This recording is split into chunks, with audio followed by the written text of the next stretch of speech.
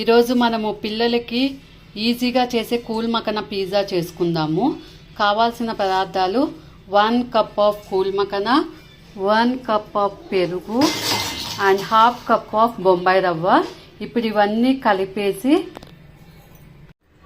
Capsicum, sweet corn, paneer, mushrooms, tomatoes, mozzarella cheese, ఇది వచ్చేసి pizza sauce, tomato sauce and oregano mix చేశానండి.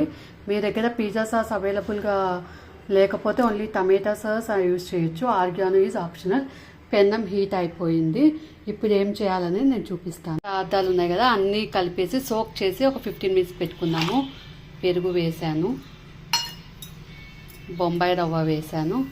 ఇవి mix చేసేసి ఒక 15 to 20 మినిట్స్ పక్కన పెట్టుకుందామండి. మిక్స్ చేసినాక ఇలా వస్తుంది. మొత్తం అంతా మునిగేటట్లు చూసుకోండి. ఇన్ కేస్ మీకు మునగకపోతే కొంచెం వాటర్ యాడ్ చేసుకోవచ్చు. ఇప్పుడు క్లోజ్ చేసి 15 మినిట్స్ పక్కకు పెడుతున్నాను. After 15 minutes will see the procedure. అలా మిక్సీకి చేసుకున్నానండి. గ్రైండ్ చేశాక చూపిస్తాను. బ్యాటర్ ఇలా అయ్యిందండి. బౌల్కి ట్రాన్స్ఫర్ చేసుకుంటున్నాను. నెక్స్ట్ ప్రొసీజర్ చూద్దాము. రండి, ఇదిగోండి బ్యాటర్ ఇలా రావాలి. ఇలా వచ్చాక ఏం చేయాలి నెక్స్ట్ ప్రొసీజర్ చూద్దాం. ఇప్పుడు దోశ పెన్నం హీట్ అయ్యాక మనం తీసుకునే బ్యాటర్ ఇలా థిక్గా వేసేద్దామండి. కొంచెం థిక్గానే ఉండనిద్దాము. అండ్ ఇలా కొంచెం మందంగా స్ప్రెడ్ చేసేసుకుందాం. దోశలాగా పతలాగా వేసుకోకుండా కొంచెం మందంగానే వేసుకోండి.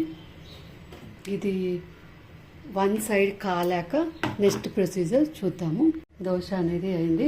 ఇక్కడ నేను ఎక్కడ ఆయిల్ వేయలేదండి, వితౌట్ ఆయిలే కట్ చేసుకుంటున్నాము. ఇప్పుడు ఇది తిప్పేస్తున్నానండి. చూసారు కదా ఎంత బాగా కాలిందో. సిమ్లో అలాగే ఉంటుంది. ఇప్పుడు సాస్ అవన్నీ ఒకదాని తర్వాత ఒకటి అప్లై చేసేసుకుందాము. సాస్ అప్లై చేసేస్తున్నాను. బేసికల్లీ దీనికి ఆయిల్ అవసరం లేదు. అండ్ ఇది సాస్ లాగా చేసుకోవాలని ఏం లేదండి. ఇందాక సేమ్ యాజ్ యూజువల్ ఇది దోశలాగా కూడా తినొచ్చు. ఒక్కొక్క వెజిటేబుల్ అనేది ప్లేస్ చేస్తాను. Tomato, sweet corn and finally mozzarella cheese.